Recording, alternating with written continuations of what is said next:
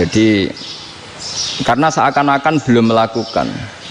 Indonesia itu dulu kedatangan Islam itu tidak pernah dipertentangkan antara Islam dan negara, sehingga diskusi itu sudah salah karena para wali itu tidak pernah mempertentangkan Islam dan keindonesiaan atau kebinekaan. Satu, bahwa para wali itu misinya dakwah, di mana-mana dakwah itu pasti ketemu yang berbeda, mulai beda agama, beda pilihan madhab, beda tradisi, beda kultur. Jadi itu tidak perlu dipertentangkan, tapi malah itu jadi lahan dakwah.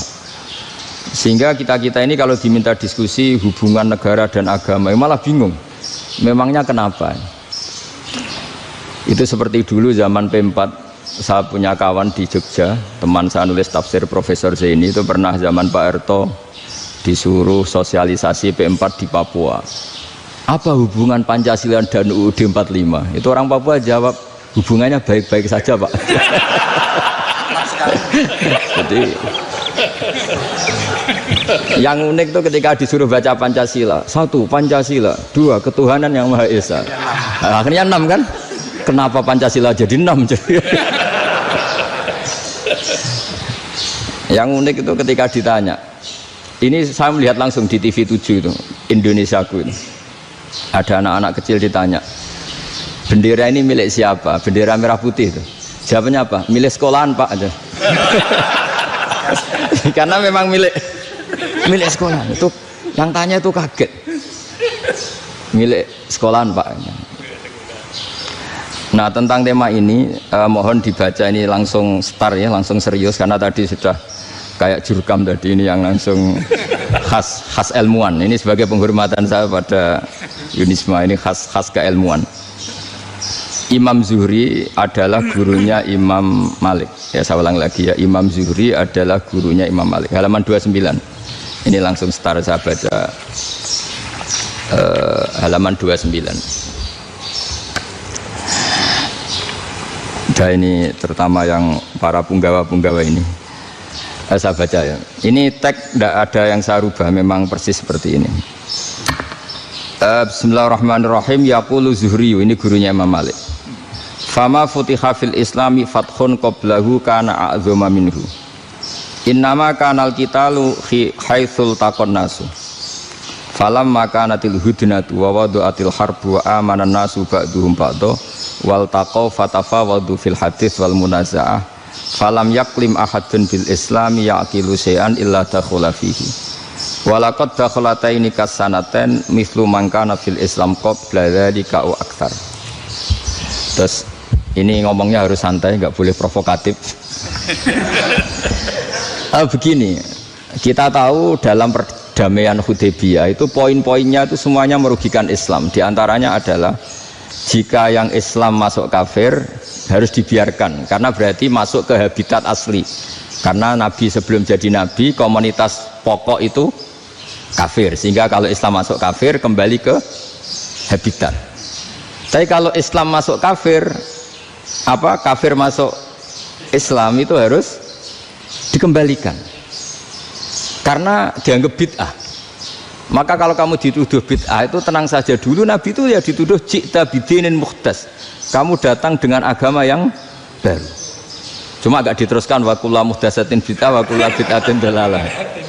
Jadi orang-orang kafir dulu kalau ngomentari Nabi, ji'ta bidinin muhdas, kamu datang dengan agama yang apa? Baru. Nabi nurut. Semua perjanjian yang merugikan Islam itu Nabi nurut. Tapi Nabi hanya minta satu hal, jangan ada perang 10 tahun. Dan orang boleh seminar, boleh diskusi tentang Islam. Ya ini dengerin betul ini. Jadi saya tidak akan provokatif, ini pakai logika. Nanti bisa dipakai disertasi doktor. Tapi saya minta orang boleh diskusi, boleh seminar tentang Islam.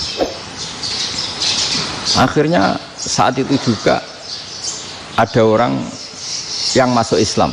Di depan tulisan itu belum kering istilahnya. Datang ke situ, namanya Abu Jandal bin Suhail bin Amr. Itu datang ke Nabi, ya Rasulullah saya ini mau masuk Islam. Kata orang-orang kafir, ini pertama Muhammad, kamu komitmen enggak sama perjanjian? Kalau kamu komitmen harus kamu kembalikan. Nabi bilang, ya Aba Jandal kamu kembali ke mereka, ke habitat mereka, yaitu menjadi kafir, di komunitas kafir maksudnya.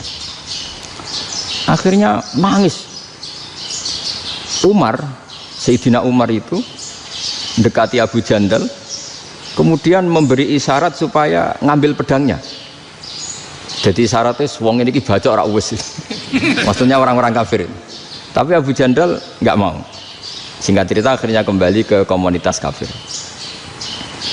Tapi yang dikatakan Imam Zuhri cara analisis ini nggak bisa pakai provokatif, harus pakai analisis. Innama kanal qitalu haitsul taqon nasu. Yang namanya perang itu menjadikan orang tidak berpikir jernih. Ini poin yang diambil oleh Rasulullah. Kalau dibahasakan Nabi curi kesempatan, masuk Nabi dikatakan mencuri, meskipun itu hanya bahasa ya. Tidak mungkin lah kita bahasakan seperti itu. Saya ulang lagi ya. Kenapa ada perang berkesinambungan sampai tahun ke-8 Hijriah? Mulai tahun kedua ada perang Badar sampai tahun 8 Hijriah itu perang terus. Nabi sama orang kafir perang terus. Akibatnya apa Pak Profesor? Namanya perang itu ya nggak kau bermikir. Pokoknya agar ketemu Islam perang, Islam ketemu kafir perang, nggak kau bermikir. Padahal Islam itu bisa diterima oleh akal sehat, harus lewat diskusi, lewat pengamatan, lewat pemikiran, lewat pengendapan berpikir. Makanya Nabi tahu ini masalah besar. Kalau orang perang terus, itu gak kober mikir Islam, tidak sempat diskusi tentang Islam. Makanya Nabi hanya minta satu poin. Oke, perjanjian ini satu rutin semua, tapi saya minta orang kafir semuanya boleh mendiskusikan Islam, boleh seminar tentang Islam. Mereka bilang iya, pada pikiran mereka kan diskusi paling piye. Ternyata betul, ada diskusi. Terus temanya gini, kira-kira bener di Muhammad Abi Abu Jahal. Terus Tuhan Muhammad sama Tuhan Abu Jahal itu keren mana? Diskusi. Tuhan Muhammad itu khaliqus samawati wal ardi, yang menciptakan langit bumi. Sebagaimana kampanyenya Muhammad. Ya mereka masih jangkar bilang Muhammad. Kalau Tuhan kita, ya berhala itu yang kita bikin, yang kadang rusak, yang kadang kudanan, terus lumutan, pokoknya terus diskusi. Kita kok bener pengirannya Muhammad. Terus Muhammad Abu Jahal. Mulai dhisik Muhammad itu ratau bodoh nih. Mulai dulu Muhammad tuh gak pernah bohong. Abu Jahal, waduh, wis bodoh nih ngongkonan. Wis ribet kan? Dan semua diskusi itu mengarah ke kebenaran Islam. Akhirnya wong kafir sing tokoh-tokoh yo cara Jawa yo wah semane jebule masalah ini kan. Artinya gini, kalau kita ingin Indonesia damai, sebenarnya yang untung itu Islam. Karena Tuhan yang menciptakan langit dan bumi tentu gak akan diperbandingkan atau akan dikalahkan oleh Tuhan yang lahirnya saja sudah di bumi. Misalnya kita menjual Tuhan Allah, siapa itu yang menciptakan langit bumi, yang ada sebelum langit bumi, bandingkan dengan Tuhan yang lahirnya di bumi, ada tanggal lahirnya, ada aktenya, itu kan sudah ribet kan. Begitu juga kalau memperbandingkan tokoh, Muhammad itu siapa? Tokoh yang bisa menyatukan pan Arabik, tokoh yang begini-begini, yang sayang istri, sayang keluarga, dibandingkan dengan tokoh Abu Jahal, Abu Lahab yang corong jauh penggaweannya yang ngerugikan orang lain. Akhirnya orang itu mulai tertarik sama Islam. Makanya kata Az-Zuhri pakai bahasa dulu, falam yaklim ahadun bil Islam. Tapi kalau sekarang yang populer itu bahasa yatakallam. Sebenarnya yang benar itu bahasa kalimah yaklimu kalaman, karena masdarnya itu kalam, berarti sulasi nopo mujarrad. Tapi di fiilnya itu mujarradnya enggak kelaku. Jadi di fiilnya takallama yatakallamu, tapi untuk masdarnya yang kelaku kalaman. Jadi ini agak unik, agak enggak lazim. Mestinya kan takallama yatakallamu takalluman, tapi di masdarnya kalam populer, tapi di fiilnya tidak populer. Saya teruskan ya. Ini penting sekali. Jadi menjual Islam, kalau boleh dibahasakan menjual, itu tetap enak dalam kondisi damai. Karena kalau kita perang, itu bawaannya kalau ketemu ya perang. Kalau ketemu perang, sehingga orang itu rakober diskusi dulu. Saat benernya Islam sampai kafir itu bener di. Karena tidak kober diskusi, tidak sempat diskusi, orang yang milih yang kafir. Karena yang mayoritas yang kuat. Sementara Islam zaman itu lemah. Ya Nabi itu yang diminta hudnah, yang penting kita damai. Terus orang boleh mendiskusikan benar mana kita dan mereka. Ya setelah diskusi ya tadi kan nggak mungkin Allah yang begitu keren hebat pencipta langit bumi dibandingkan berhala yang mengurus dirinya sendiri saja tidak bisa.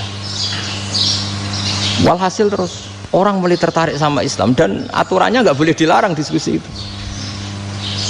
Nah makanya saya pernah ditanya beberapa profesor di Jogja, Gus, suatu saat kalau kampus paling keren di Jogja ini ada Islamic Studies, kemudian pengajarnya dari berbagai agama, ini riskan nggak bagi Islam? Saya jawab, asal yang didiskusikan Islam itu nggak masalah, yang repot itu nak umat Islam. Karena kalau umat Islam yang jadi percontohan, banyak raja yang dolim, banyak pemimpin muslim yang dolim, terus identik dengan Islam itu jadi dolim, kan ribet. Ya kalau pas umat Islam, kalau Islam yang kumat kan jadi masalah kan. Nah ini kan terus jadi beda umat Islam sama Islam yang lagi apa? Kumat. Singkat cerita terus Islam mendapat posisi yang luar biasa. Nah makanya di sini diistilahkan falam makanatil hudnah, ketika ada perdamaian wa amanan nasu ba'dum ba'do, orang merasa aman, itu fatafawadu fil hadis wal munazaah, mereka berdebat. Munazaah itu berdebat, keren mana konsep Muhammad dengan konsep Abu Jahal, keren mana konsep Tuhannya Muhammad dengan Tuhan kita, terus diskusi. Dan mereka akhirnya ikrar, wah yang benar ya Muhammad lah, di mana-mana Tuhan tuh ya sebelum langit dan bumi, di mana-mana Tuhan ya punya reputasi menciptakan, masa Tuhan reputasinya diciptakan kayak berhala dan sebagainya.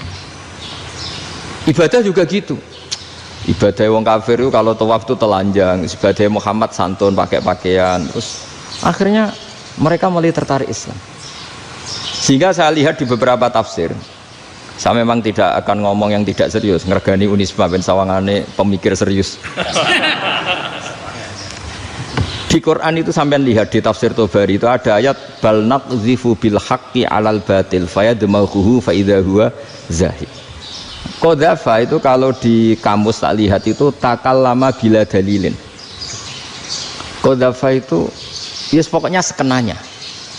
Artinya gini, kebenaran Islam atau kebenaran hak itu kamu taruh sekenanya saja itu tetap menang. Apalagi kamu taruh secara teratur, kamu taruh sekenanya saja itu tetap menang. Sehingga di sini banyak sahabat yang hidup di Cina.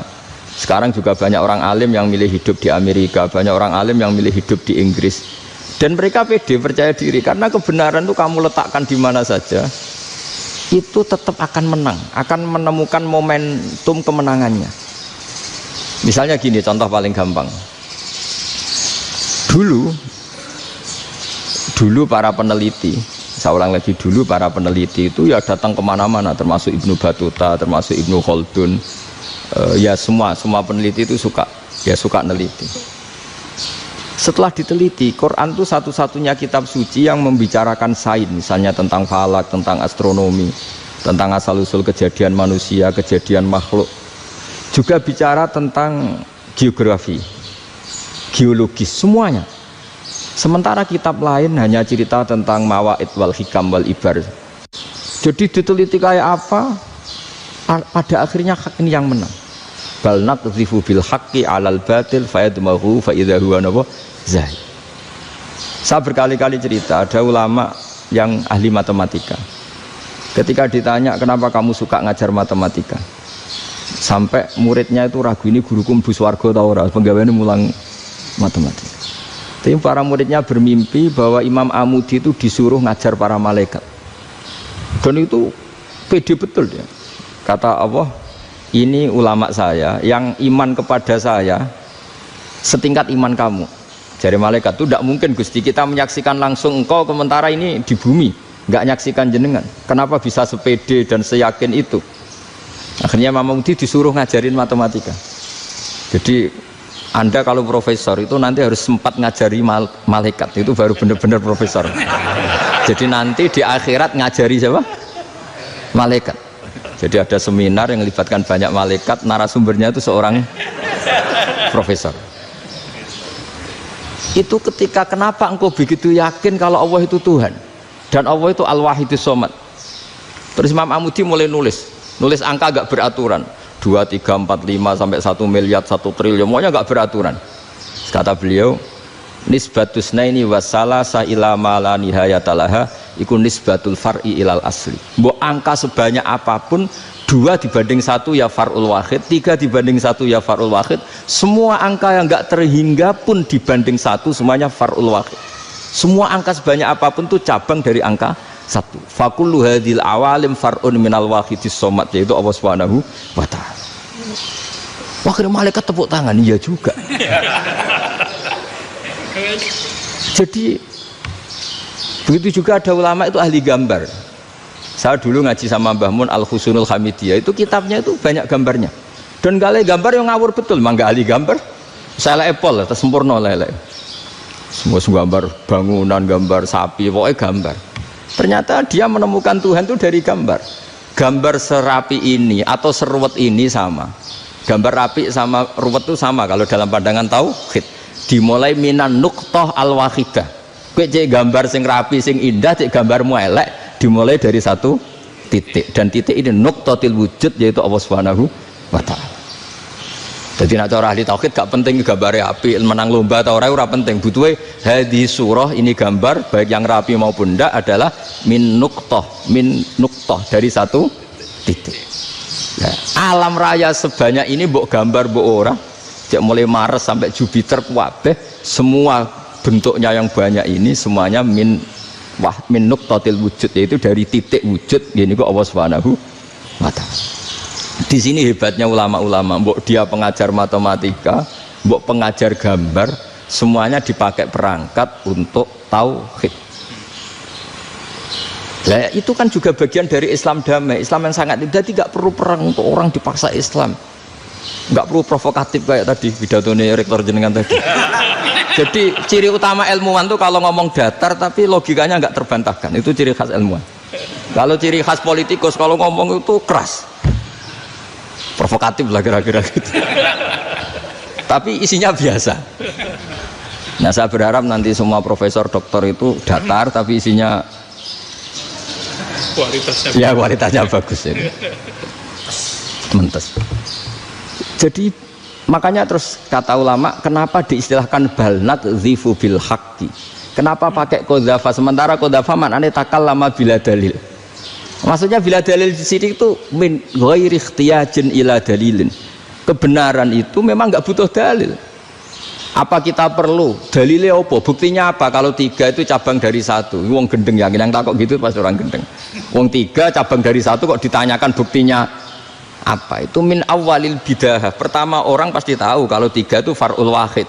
1 juta juga far'ul wahid. 1 miliar juga far'ul. Gambar yang sebanyak apapun ya dimulai dari 1 titik. Cek gambar benar maupun yang tidak. Akhirnya apa? Ulama dulu itu sebegitu rileks nerangkan tauhid. Lalu kenapa asma ini yang ya ini kan khas NU ya, khas pesantren. Sebenarnya saya keberatan pakai istilah khas NU, pakai khas pesantren karena NU itu anaknya pesantren, jangan dibalik pesantren anaknya NU, karena sebelum ada NU itu ada pesantren. Tapi kayaknya Unisma lebih suka pakai bahasa NU dan saya ya agak orderan yang terpaksa disuruh ngomong. Ini agak apa ya, agak kacau sebetulnya ini, agak kacau. Jadi NU itu sama pesantren itu tua pesantren. Jadi NU dilahirkan pesantren, bukan dibalik pesantren dilahirkan NU. Sehingga barokahnya didirikan pesantren ini, kadang nyuwun sewu sekali Mbah Hasyim itu kadang ide besar beliau itu ora dituruti wong NU. Jadi Mbah Hasyim cara kula kok dadi Mbah Hasyim ya mangkel. Mbah Hasyim itu ngarangno kentong. Nggih ngaramno beduk, tapi NU nganggo kentong. Beduk. Dan uniknya Mbah Hasyim enggak tersinggung. Karena ciri khas pesantren itu membolehkan perbedaan apa? Pendapat. Itu masyhur khilafnya Mbah Hasyim sama Mbah Fakih Mas Kumambang itu sampai dikitabkan. Saling ngeritik, saling macam-macam lah. Jadi cara berpikir Mbah Hasyim ketika Nabi rembukan, ini gimana ya cara menentukan waktu sholat ya? Ya pakai kentong ya Rasulullah, zakalin nasoro itu untuk orang Nasrani. Ya pakai buk itu trompet, zakalil Yahud itu untuk orang Yahudi. Terus ada yang usul lagi pakai api ya Rasulullah, zakalil Majusi itu orang Majusi. Setelah itu ada orang datang lari-lari cerita mimpi azan tadi. Ya itu terus dipakai sarana pemanggilan sholat ya azan itu. Sehingga Mbah Hasyim menolak kentong. Karena mantas sababi kaumin bahwa beliau keras sekali sampai bilang haram. Beliau judulnya ya haram. Al-Jasus Antakrimin Nakus.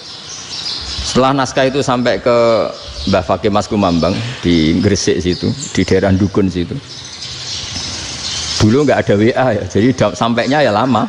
Makanya saya sampai sekarang nggak punya WA, karena ya saya ulama kan, kalau WA-an terus ya jadi ulama. Nggak jadi ulama, main WA-an terus itu. Nah itu termasuk rektor gak kau bermikir itu mesti kebanyakan WA. Karena kan otaknya didikte oleh sesuatu yang masuk. Sesuatu yang dilihat itu kan pasti mendikte kita. Beda kalau yang enggak WA-an kan mikir apa kita yang menentukan. Kalau WA-an kan kita ditentukan. Mau mikir anaknya butuh apa, gara-gara WA informasi Jakarta mikir Jakarta. Padahal secara kewajiban ngapain kamu orang Malang mikir Jakarta. Gara-gara WA mikir Jakarta belum selesai ada berita di Sulawesi, mikir Sulawesi. Habis itu mikir NTT. Makanya semua orang sekarang merasa tokoh nasional gara-gara informasi yang masuk itu nasional. Jadi Masio RT yang mikir gimana Gus Indonesia. Ada RT loh. Sampai lupa kalau dia itu RT. Jadi semua orang sekarang merasa tokoh nasional. Nah, itu gara-gara apa coba? Akhirnya semua orang juga punya ide tentang nasional. Harusnya negara itu gini-gini. Jebule wonge sing duwe ikon itu sapa? RT. Ribet kan? Saya teruskan. Setelah naskah itu sampai ke Kiai Fakih Mas Kumambang, beliau itu marah besar. Ini harus dilawan, dan saya bukan karena benci Mbah Hasyim. Beliau teman saya ketika ngaji Kiai Mahfud di Mekah. Jadi Mbah Fakih dan Kiai Hasyim itu teman ketika ngaji di Mekah. Terus cara ngelawan tuh lucu, gak ilmiah, tapi gak ilmiah wong alim tetap ilmiah. Di mana-mana serupa itu tidak sama. Ya kalau mungkin zaman Nabi di Medina itu, zaman itu kentong itu identik dengan milik Nasrani. Di Indonesia beda. Pos kampling ya kentong, kebakaran ya kentong, wae sarapan orang di LP ya pakai kentong. Jadi tidak ada jaminan kalau kentongan itu identik dengan Nasrani. Lalu haramnya di mana? Yang di mana-mana tasabuh itu identik. Ini tidak identik. Mulai masalah kan? Mulai masalah. Jadi beliau gaya judul Hazruus. Hazruus itu kepala bergeleng-geleng. Sekarangan kok ngene. Jadi sekarangan kok provokatif gitu. Nah, dan itu Mbah Hasyim ya hormat Mbah Fakih hormat Mbah Hasyim. Saya sendiri secara pribadi itu lebih suka pendapat Mbah Hasyim sebetulnya. Karena bagi saya sholat itu sakral, ya sudahlah kalau sakral ya dipanggil dengan sesuatu yang sakral yaitu kalimat thayyibah adzan. Tapi saya tidak akan bilang kalau kentongan itu haram. Karena kalau haram alasannya mirip orang Nasrani, sementara pos kampling ya pakai kentong, ada banjir ya kentong, ada kebakaran ya kentong. Jadi tidak identik untuk misa atau untuk sholat ala Nasrani. Tapi itu dulu ya rileks saja, dua beliau itu ya saling menghormati, padahal saling kritik. Dan dulu ulama yang beda madhab itu ya saling menghormati. Imam Syafi'i itu kalau sholat di kawasan Masjid Abi Hanifah ya tidak kunut. Ketika ditanya kenapa kamu tidak kunut, sementara engkau berpendapat kunut itu sunat, ikroman di hadal madhab, saya sangat menghormati madhab. Imam Ahmad bin Hanbal itu berpendapat kalau orang pakai bekam, pakai iftisot atau hijamah itu batal sholatnya. Sementara Imam Syafi'i mengatakan tidak batal apa sholatnya atau wudunya tidak batal. Tapi Imam Ahmad itu ditanya, apa kamu makmum Syafi'i? Bagaimana mungkin saya tidak makmum sama wali kutub seperti Imam Syafi'i? Padahal menurut keyakinan Imam Ahmad ini sholatnya batal. Ini habis ikhtijam udah wudu. Tapi tetap saja beliau karena perbedaan pendapat di furu' itu lazim. Ya orang boleh berdebat lah. Ketika Unisma datangkan saya, itu saking senengnya kiai, apa saking sombongnya sampai ngatur kiai, kan nggak pernah bisa diperdebatkan. Itu kan orang boleh debat kan? Itu saking angkuhnya apa saking senengnya kan nggak jelas kan? Kan dan orang boleh setuju pendapat saya, yaitu ngatur kiai itu haram. Setuju juga Pak Rektor, ekspresi mahabbah itu ya macam-macam. Dulu sahabat ya gitu, sahabat itu ada yang nggak kenal wajahnya Nabi sama sekali sampai akhir hayatnya. Ketika ditanya, lo kamu itu sahabat kok nggak tahu wajahnya Nabi? Saya tidak pernah berani memandang Nabi karena ijlalan Nabi, terlalu menghormati saya sehingga tidak berani memandang wajahnya. Ada sahabat yang penggawaannya dulu wajah Nabi sampai bisa nyifati. Alfiu faminunil hajib sampai bisa nyifati detail karena delok wajah Nabi itu ibadah. Ada seorang wali ditanya, kalau kamu di surga ingin nggak melihat Allah? Enggak. Loh, tapi semua orang ingin melihat Allah. Unazzihu dzalikal jamal an-nadhari misli ben gak elek-elek Allah tak delok terima aku. Wong ra jelas. Berarti kok delok pangeran. Banyak. Jadi justru tapi karena saking takzimnya. Enggak lah, mosok sak aku kok. Makanya saya berkali-kali cerita. Menurut kesepakatan ulama, soft awal itu paling baik. Tapi banyak juga wali yang kalau sholat itu di belakang. Koyok paling bener yang kok ngarep gitu. Bayangkan misalnya kamu semangat di soft awal di Masjid Haram, jebule sholatnya salah. Itu dari malaikat gayane kok ngarep, jebule ra roh. Iku di sini-sini wong. Jebule bodoh gitu. Gayane kok ngarep jebule. Coba orang kalau sowan Mbah Mun yang berani di depan itu kan ya ketuanya atau jubirnya kan. Yang merasa ndak pati pinter-pinter kan mesti di pojokan. Artinya sudut pandang seperti itu ya sah saja, apa? Sah saja. Makanya banyak sahabat yang jarang sowan Nabi, alasannya takut ganggu Nabi. Banyak yang sering sowan Nabi, alasannya seneng Nabi. Yang sowan ya seneng Nabi, yang enggak sowan alasannya seneng. Loh, Nabi itu tokoh, punya keluarga, punya anak. Kalau saya sering sowan berarti sering ganggu. Yang sering sowan dia alasan ini khazanah kita harus istifadah. Jadi zaman dulu dia biasa dua sahabat, yang satu milih mahabbah itu milih sering sowan, yang satu juga mahabbah milih tidak sering. Karena pertanyaannya bisa dibalik kan, sering sowan apa sering ganggu coba. Nabi Abedar, assalamualaikum. Nabi nimang cucunya, assalamualaikum. Ayo bener yang sowan apa bener yang enggak kalau seperti itu. Akhirnya terus diatur sedemikian rupa oleh Quran. Walau annahum sabaru hatta takhruja ilaihim lakana khairal lahum. Jadi sahabat kalau mau sowan Nabi ya nunggu di sufah. Kalau Nabi keluar berarti milik publik. Sekali masuk ke dalam tidak ada berapa yang berani sowan. La tadkhulu buyutan Nabi illa ayyudzana lakum. Kalau soal sampai masuk dalam harus nunggu dipanggil. Karena sekali Nabi masuk dalam itu milik privat keluarga, milik istrinya, milik cucunya, milik keluarganya. Dan Nabi sekali keluar ke ruang itu berarti milik publik. Itu terus jalan tengah. Karena kalau langsung masuk, bayangkan saya itu sering menyaksikan. Mbah Mun habis ngaji 2,5 jam ngaji Jalalain. Baru masuk, assalamualaikum. Padahal yai mungkin mau ke kamar mandi, mau ini itu. Jadi dulu itu Quran sangat modern. Sebelum ada dokter ngatur tamu, rektor ngatur tamu itu Islam sudah modern. Dia kan gak fair kan? Misalnya saya ke Unisma harus janjian pakai ini, terus kalau misalnya kesini selonang-selonang kan lucu kan, mentang-mentang kiai terus juga sowan-sowanan selonang-selonang. Padahal kalau kita mau ke mereka pakai protokol. Sering tidak fair dunia ini, tapi karena aku kiai ra oleh gelo ya sudah. Akhirnya saya memutuskan gak gampang kemana-mana karena itu.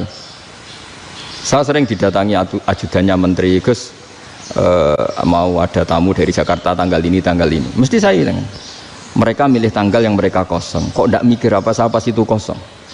Tak jawab enggak lah, sebelum diatur bahasanya dan tawaduknya gitu. Akhirnya dibalik, datang lagi, Gus jam dengan kosong apa kita menyesuaikan. Lah itu lagi dia akhlak kata saya. Itu baru punya akhlak kata saya.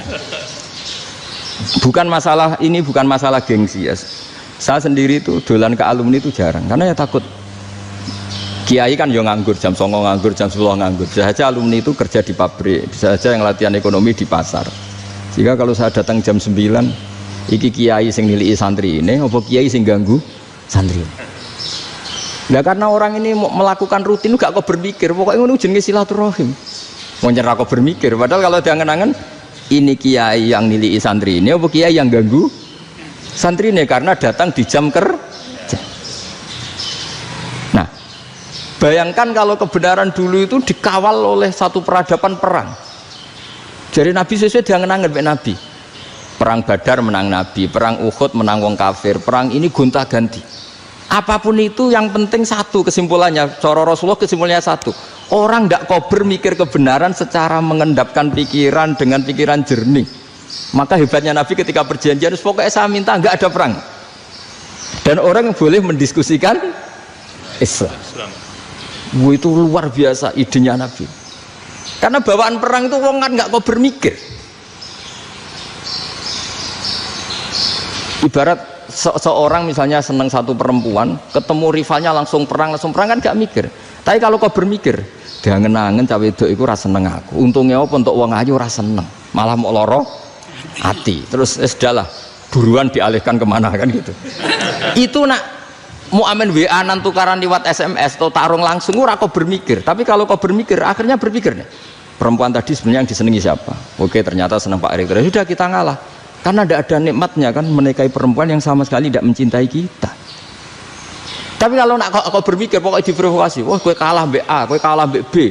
Pikirannya kan, ojo sampai kalah. Bareng wis menang ternyata ada lah. Nah bayangkan Islam itu seperti itu dulu, dipertarungkan. Doang Islam itu dinu aklin, agama yang diterima dengan akal sehat. Tapi sekarang ukurannya perang. Yang menang berarti benar, yang menang benar. Kan terus jadi repot. Dan itu Nabi tidak ingin, makanya Nabi ingin sudah lah, nggak ada perang. Nah makanya kata Imam Zuhri, fathul Islam terbaik adalah orang boleh diskusi tentang Islam dan tidak ada perang. Lagi-lagi penting, tidak perang itu penting, silmun itu penting, perdamaian itu. Setelah tidak ada perang, akhirnya fatafawadu fil hadis wal munazah, orang boleh diskusi apa saja, termasuk boleh adu polemik. Konsep satu Tuhan dan Tuhan banyak diperdebatkan. Akhirnya Nabi secara rileks bisa menjelaskan, Muhammad, urusan kita banyak, kalau Tuhannya satu tidak cukup, Tuhan harus banyak untuk menyelesaikan berbagai urusan. Ada Tuhan bagi rektorat, bagi macam-macam kan. Ada Tuhan untuk ngurusi utang, ngurusi BPKB, macam-macam. Terus kata Rasulullah, enak saja Nabi jawabnya, ya kalau kamu punya majikan banyak, perintahnya beda-beda, kamu mangkel enggak, bingung enggak? Ya susah mat, kalau majikannya banyak, perintahnya beda-beda, kita jadi repot. Seneng mana? Seneng majikan satu. Ya sudah, Tuhanmu itu majikan kamu, kalau Tuhannya banyak, perintahnya macam-macam, kamu yang repot. Akhirnya sudah mat, Tuhannya satu aja. Nah, itu ya barokahnya diskusi tadi, barokahnya enggak perang. Daraballahu mathalan rajulan fihi syuraka'u mutasyakisuna wa rajulan salamal lirajul hal yastawiyani masalah. Terus alhamdulillah. Jadi orang yang paling kafir pun saat itu taslim. Nah ini kembali ke kalimat la ilaha illallah. Saya tidak perlu provokatif, pasti teori saya itu benar.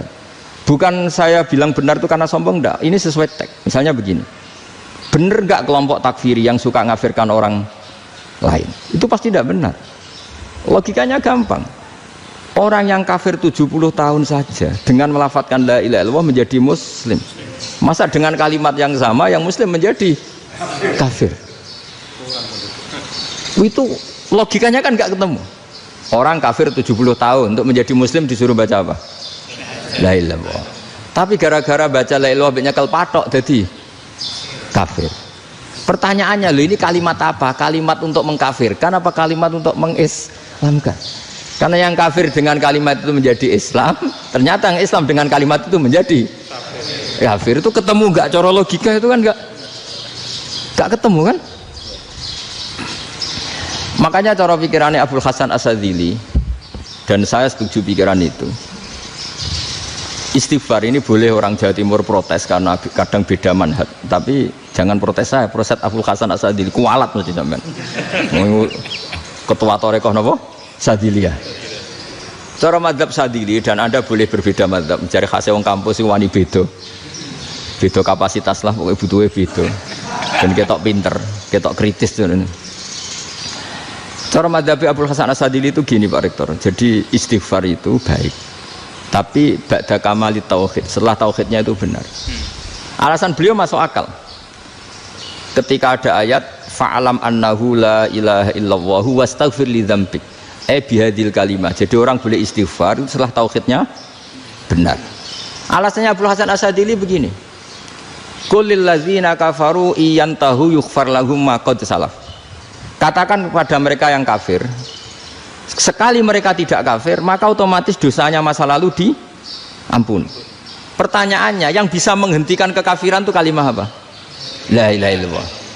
Dengan hanya melafadzkan la ilaha illallah Muhammadur Rasulullah langsung yughfar lahum ma qad salaf, langsung dosanya diampuni. Berarti yang menjadi pengampun dosa lah, penyebab pengampunan itu apa? La ilaha illallah. Itu bahkan orang kafir belum istighfar. Di ayat itu kan Allah gak mensyaratkan setelah la ilaha illallah istighfar baru diampuni, enggak, asal la ilaha illallah langsung yughfar lahum ma qad salaf. Saya ulang lagi ya, jelas ya. Jadi kulil ladzina kafaru iyantahu yufar lahum maqad. Nah sekarang iyantahu, mereka berhenti dari kafirnya. Syaratnya pakai apa? La ilaha illallah Muhammadur, itu langsung yufar lahum maqad. Artinya apa? Ghufranullah itu bisa didapat hanya dengan mujarrodut tauhid, yaitu hanya dengan melafadzkan kalimah thayyibah. Dan sahnya istighfar juga berdasar kalimah thayyibah itu. Misalnya gini, orang kafir sebelum Islam melafadzkan astaghfirullah, astaghfirullah, astaghfirullah, kira-kira diterima enggak? Enggak kan? Karena syaratnya istighfar ba'dat tauhid. Nah makanya dalam mazhab Sadzili istighfar itu setelah la ilaha illallah. Karena cara pandang ya seperti itu. Jadi fa'alam annahu la ilaha illallah wastaghfir li dzambi. Jadi dengan kebenaran tauhid saja ini sudah cukup kita insya Allah layak diampun. Karena innallaha la yaghfiru ayyusyraka bihi wa yaghfiru ma duna dzalika liman yasha. Jadi orang yang tauhidnya benar itu bisa diampuni Allah asal tauhidnya benar. Itu Allah ngendikan liman yasha wa yaghfiru ma duna dzalika liman yasha. Dawe Imam Suyuti walam yakun liman yastaghfir. Jadi orang yang bertauhid secara benar meskipun gak sempat istighfar itu tetap potensi diampuni. Karena bawaan tauhid itu sudah menjadi layak diampuni. Kayak orang kafir sekali ngelafadzkan kalimat tauhid mbok gak istighfar langsung diampuni. Nah, karena melihat seperti itu terus orang berlomba-lomba memperbanyak jumlah ngelafadz la ilaha illallah. Jadi kita yang alim, kita semua, saya tidak bilang saya, kita termasuk yang di pinggir-pinggir saya ngaku alim ora masalah lah sopai. Kita semua yang alim-alim itu tahu bahwa la ilaha illallah itu super. Sudah bawaannya tauhid, juga punya kelayakan diampuni. Nah, kemudian nasib kita agak sial. Malah kalimah ini dituduh bid'ah, dituduh khurafat. Mergo Nabi nggak pernah tahlilan, Nabi nggak pernah. Nabi gak pernah tahlilan, kalau diartikan Nabi ra tau maca la ilaha illallah, aneh gak kalimah itu. Nah, ini provokatif ini. Jadi ini sudahlah keanehan-keanehan ini kita terima karena ciri utama wali, ciri utama ulama itu wa udhu fisabilillah, harus pernah disakiti. Jadi kalau Unisma sakit karo dituduh apa? Dituduh bid'ah itu berarti belum calon ulama. Anjar ulama itu wa'udhu fisabilillah, harus disakiti. Jadi kalau kamu disalahpahami itu ya harus santai. Provokatif tadi. Iya, termasuk provokatif tadi. Termasuk diatur tadi itu. Jadi kalau cara berpikir kan, karena mereka itu memang kalau kita turutin itu memenya itu terlalu, kadang menghujat kita itu. Enak ya jadi GNU, ada orang mati datang, kiainya dapat makan, dapat rokok, terus pulang gitu. Jadi apa, terus kita kayak tersangka terus. Kita kan kayak tersangka terus, tertuduh terus itu. Terus yang orang NU ya memenya juga nggak kalah ekstrimnya. Boleh ya ajaran orang nggak boleh ngasih-ngasih kiai gitu. Berarti boleh dong ajaran kikir gitu. Jadi memang kadang apa ya, cangkem elek lah bahasa kasarnya itu. Itu memang kadang lebih mengenakan. Kalau kita datang ke acara mayat kan dapat makan, dapat minum. Kalau yang sohibul bed rokok ya dapat rokok. Kalau kiainya dapat wajib, kadang 20.000, kadang 50.000. Terus memenya itu kok setega itu ya, ada orang meninggal kok malah kita makan-makan. Seakan-akan kan kultur ini biadab kan gitu. Tapi yang orang NU kebalikan bales. Oh ternyata nggak boleh ya mayat disodakoi, ternyata nggak boleh ya orang dermawan. Berarti Islam membolehkan medit ya gitu. Ya modus ini kan. Tangan-tangan itu luwih mandi timbang takbir ya kan. Karena ini kan memicu emosi kan. Memicu apa? Emosi. Nah tapi saya kalau disuruh bela mana itu tidak ada yang saya bela. Ya seorang sudah lah, kalau mau nganggur saja sudah itu. Ya tapi itu memang apa ya, itu khazanah Islam, ada yang kritik, ada yang enggak. Ya itu memang khazanah, ya biasa aja, kalau saya biasa aja. Wajar. Karena dulu ulama itu sudut pandangnya itu ya seperti itu. Ada yang ulama suka ibadah itu sholat, ada yang milih apa tidur.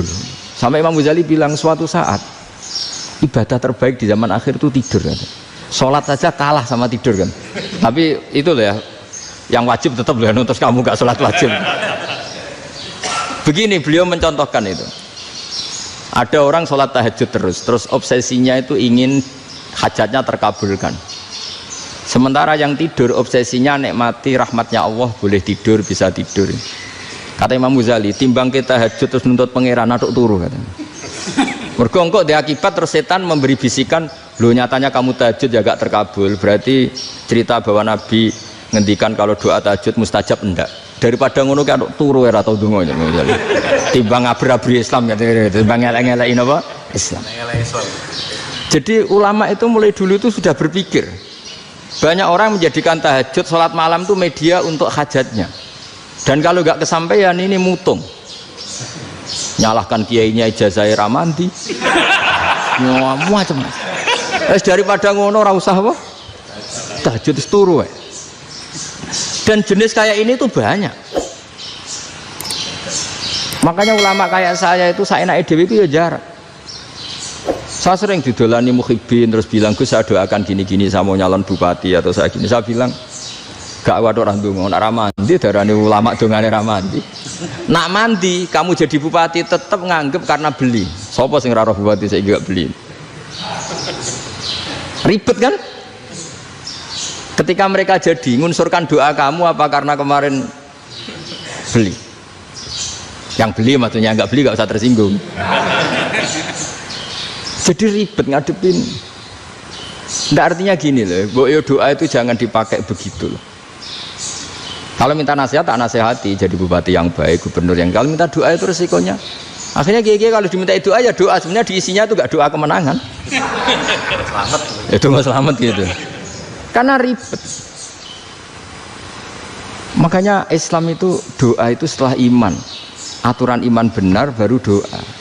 Aturan iman benar termasuk Allah itu yaf'alu ma yasha, boleh melakukan yang dikehendaki. Allah nggak boleh terdikte oleh doa kita, nggak boleh. Ya saya ulang lagi ya, mazhab Hasan Asyadzili ini khas kita. Jadi la ilaha illallah itu didahulukan sebelum istighfar. Tapi kebalikannya mazhab Imam Sanusi itu dibalik. La ilaha illallah itu kalimat yang sakral. Karena yang sakral dibutuhkan muqaddimah, yaitu yang melafadzkan harus yang sudah bersih, yang sudah steril baru melafadzkan la ilaha illallah. Maka dalam mazhab Sanusiyah istighfar dulu baru la ilaha illallah. Nah, dalam mazhab Abu Hasan Asyadzili kebalikan, istighfar itu sah setelah sahnya tauhid. Kamu ikut mana tuh? Asyadzili apa Sanusiyah? Alhamdulillah sama-sama tidak paham ya sudah. Akhirnya sudah. Ya nggak kemana-mana kan gitu. Jadi apa ya? Terus ini saya teruskan ini biar khas pesantren atau khas NU lah, kalau bahasa Pak Rektor khas NU.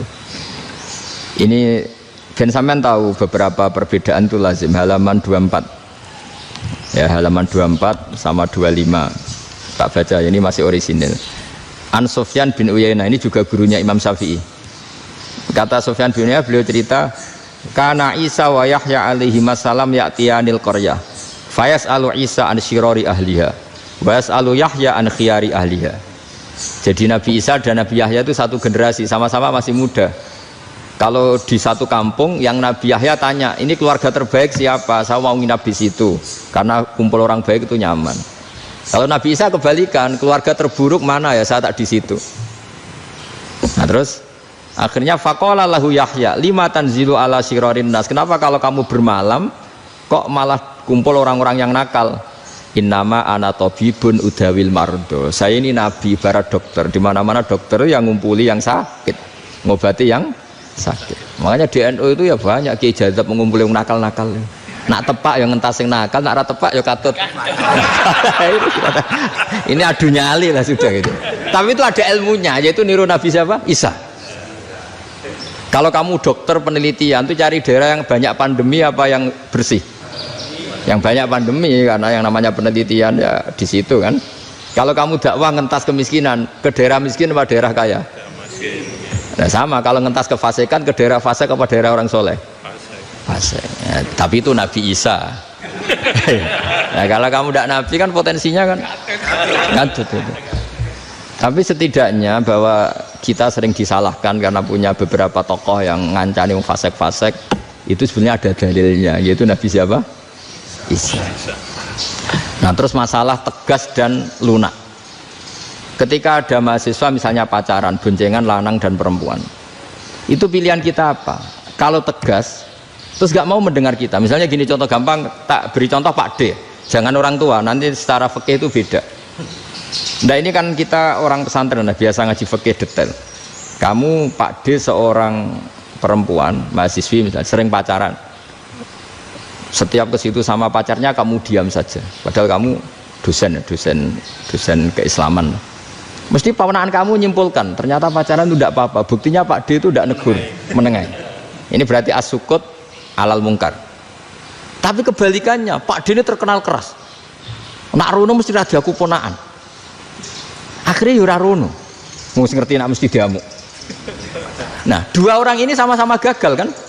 Yang lunak menjadikan ponaannya pacaran terus karena enggak negur sehingga dikira membolehkan. Sing keras juga gak sempat bina wong rono era wani. Akhirnya dua orang ini sama-sama enggak ketemu, sama-sama enggak berkesempatan membina kan? Gagal membina kan? Karena yang keras ponaannya enggak pernah situ, berarti enggak bisa bina kan? Yang lunak membiarkan berarti juga ada bina. Nah, Islam itu antara dua itu. Ya agak terlalu lunak, enggak terlalu keras. Karena kalau terlalu keras, misalnya ada kiai terlalu keras, lu masyarakat mau tanya itu gimana? Lari kan? Lu saya ini punya pengalaman pribadi. Saya ini kan kecelok orang alim. Itu kalau pernah ya saya itu berusaha ya pokoknya ya umumnya orang alim lah. Tenang, terus anteng, enggak gejlok-gejlokan. Itu enggak ada yang tanya. Saya mimpi ketemu beberapa ulama itu disalahkan. Terus umat saya kalau mau tanya itu ke siapa? Wong alim wis wibawa, meneng tambah banget wibawane. Bala Quran sering gojlok rektor macam-macam. Terus wong wanita kok, saya biasa ke pasar pandangan dicegot orang. Gus, putri saya itu sering keluar darah tapi melebihi batas haid gini-gini. Kalau badhe sowan jenengan, gak usah sowan ning kene mbek ngadeg-ngadegan. Terus tanya, yang haid berapa hari, Gus? Ya supaya rudat ilal adat sebelum dia punya penyakit istighadah itu berapa? 6 hari ya sudah, kembali 6 hari lainnya mustahadah, tetap sholat, tetap normal. Tapi kalau saya wibawa, moro pasar gue tasbih duwilu. Iku mesti wong salaman njaluk donga yakin. Tapi baru kayak rada uraan ketemu wong-wong, dol pening ndi? Maaf pening ndi? Gus beneran Gus ketemu jenengan kula wingi badhe tua kok. Akhirnya tanya. Jadi uraanku itu amdan. Lho nek sampean asli, iki asli uraan. Karena ndak uraan lah tetap ndak wibawa kan. Jadi baru kayak uraan itu ya banyak. Saya itu kalau ngantor di Jogja itu banyak orang yang tanya. Ya biasa tuh tanya macam-macam. Karena saya uraan. Ke pasar ya orang, bahkan di bis sering ketemu orang. Wah beneran Gus kalau badhe sowan jenengan badhe tanya ini. Ya sudah di sini aja. Jadi semua itu diilmoni. Nah, Nabi itu punya sisi yang dua-duanya jalan. Memang beliau luar biasa, dipilih Allah yang luar biasa. Nabi ketika wibawa itu banyak sahabat yang bahkan mengenali wajahnya aja tidak bisa. Ka'anna ala ru'usihim at-thair. Bayangannya seakan-akan di kepalanya itu ada burung yang takut terbang, saking antengnya. Tapi Nabi sekali mengeluarkan job, sekali santai, itu sahabat tanya itu sampai yang nggak pantas ditanyakan. Nabi saat tadi kumpul istri saya tapi tidak inzal itu wajib mandi ndak. Aro'aita law anna ahadana ya'ti imra'atahu wa lam yunzil. Itu ya ditanyakan. Nabi mun kumpul itu betul saged inzal sepundi. Guys betul lagi. Terus ya ada yang tanya macam-macam. Ya saking ada sahabat dipanggil Nabi tambah lari, dipanggil lagi tambah lari. Panjenengan nyeluk, oh pas kula kumpul bojo kula. Lah kula kuwatir jenengan orang suci, saya belum mandi, makanya saya lari. Terus Nabi ngendikan innamal mu'min thahir, ya nak masalah ketemu kiai ra apa-apa ijek junub. Sementing kok nak salat kados sik. Tapi Nabi sekali pakai madzahirul jalal, tapi pakai wibawanya, itu orang enggak berani ngomong. Tapi sekali Nabi rileks, itu orang bisa tanya apa saja, termasuk halal yang enggak pantas. Lalu ada sahabat itu tanya lucu, tanya Maimunah itu ya cantik tapi sudah agak tua lah. Maimunah, ya umal mukminin, hukumnya ngambung bojo pas Ramadan ubi. Wah gak roh aku, gak tahu diambungkan Nabi pas Ramadan. Tanya Saudah, wah malah orang arah diambung kalau Saudah itu kan istiwa itu. Lucunya istrinya dia jawab, tanya Aisyah yang mungkin Nabi, iya yang mungkin tanya Aisyah. Itu yang usulnya istrinya Nabi Maimunah. Selalu Aisyah, tanya be Aisyah. Ya Amirul ya umal mukminin gini-gini. Aisyah yang cantik masih perawan kan. Qabbalani Rasulullah bahwa oh Nabi biasa ngambung-ngambung pas Ramadan dan beliau tetap puasa. Akhirnya fakih ngarang kan wa takbil fi Ramadan wa tublah la tubtilu shauma ngambung ora. Iku ya udah biasa di sini. Ya nasi bojone ayu. Nah ini artinya seasik itu gitu. Jadi garwane Nabi sing ngrasa rodok tuwa. Wah, aku ora tahu ya. Kok Aisyah. Serilek itu dulu itu. Maksudnya orang Islam pertentangan itu. Maksudnya dia balik semua ini bedanya orang pesantren sama orang kampus. Kalau orang kampus mau cerita agama itu rahmatan lil alamin, tapi nyontokno rileke ora iso. Agama itu rilek, tapi nyontok rilek ora iso. Mergo ya rapati ngaji. Contohnya ora iso, tapi mau gawe kaidah mau Islam itu rahmatan. Jadi Nabi itu lah, Allah juga gitu. Allah itu kalau sudah memperlihatkan madzahirul jalal, itu mbok malaikat Jibril rawani. Ketika Allah dengan madzahirul jalal. Tapi kalau Allah dengan madzahirul jamal, madzahirul apa? Jamal. Iku yo gojol-gojol kan sampai makhluke gojol. Yo buli-bulian cara sakniki. Ya sampean delok ning hadis syafaat itu, akhiru man dakhalal jannah atau akhiru man kharaja minan nar, itu di beberapa judul. Ada seorang rojul yang ahli neraka ya, dintas mbek pangeran terus ditudono swarga. Gusti, swarga sengiler tok ora wong wayu roh, wis ngiler tok. Ngerjaluk Gusti mosok roh tok ora oleh mlebu. Jarimu asal mlebu metu kon neraka ora jaluk-jaluk meneh. Sumpah lho ya, gak jaluk apa-apa meneh. Mboten Gusti. Sekali saya keluar dari neraka ndak akan minta apa-apa lagi. Wis. Wallahi, wallahi. La as'alu ghairah. Mesti ghairah khoslah, ghairah tilkal khoslah. Ya niku selain keluar dari neraka saya ndak akan minta lagi. Didono swarga wong do kelon seru wibet kan. Sing bojone elek kan dendam dadi ning swarga iki. Swarga wis macam-macam. Gusti mosok roh tok ora oleh mlebu. Jarine ra janji ra njaluk meneh. Akhire ya wis didelokno neraka. Jadi pangeran jawabe gampang, didelokno neraka. Roh neraka begitu menyakitkan, begitu ngeri. Sudah Gusti saya tidak minta surga, sementing nggak masuk neraka. Rabbana srif anna adzaba jahannam. Setelah lama itu diadepno swarga njuk mlebu swarga, terus diadepno neraka. Akhirnya ya sudah. Saiki mlebu swarga gak apa-apa. Iku jawabe lucu. Atas taziu bijinan ngenyek kula. Wong karuan ra di swarga kok mlebu swarga. Terus akhirnya mlebu swarga, kan mlebu swarga tamanna, sangen-angen sembo jaluk apa? Orang angan-angan yang indah-indah, laka wa asratu amsal ya siku tak turuti wa asratu amsalih lan lipatan ke-10. Jawab wong lanang ya lucu. Atas tazi ubi wa anta rabbul alamin. Jenengan pangeran kok ngenyekan. Maksudnya wis karuan aku ora pantes. Terus dari pangeran, la astazi ubika walakinni ala ma asya'u qadir. Aku gak ngenyek kowe, pancen aku pangeran. Nuruti kowe iku iso. Jadi Allah sendiri ketika dengan madzahirul jamal itu malaikat ya ono sing wani bantah. Masyhur itu kan malaikat sing bantah pangeran atas alufia mayufsidu fiha wa yasfikut dima. Karena Allah dengan madzahirul jamal. Yang paling masyhur Nabi Musa. Nabi Musa itu ketika Nabi Mi'raj. Nabi Mi'raj itu beliau kira-kira di langit keempat lah yang masyhur atau kelima. Ngelangkahi. Nabi Musa menangis, ya Rabbi ini apa-apaan? Orang sing ja'a ba'di kemudian melangkahi makom saya ini apa-apaan? Jadi Nabi Muhammad kan apapun hebatnya kan junior. Kok melangkahi makom saya ini apa-apaan? Enggak fair. Sampai Nabi Muhammad itu tanya gini sama Jibril. Reaksi Allah gimana ketika melihat Musa seperti itu? Jawab malaikat Jibril lucu. Ya roh khiddatahu. Allah sapal gayane Musa. Biar. Jadi lucu. Ya dibiarin aja sama Allah.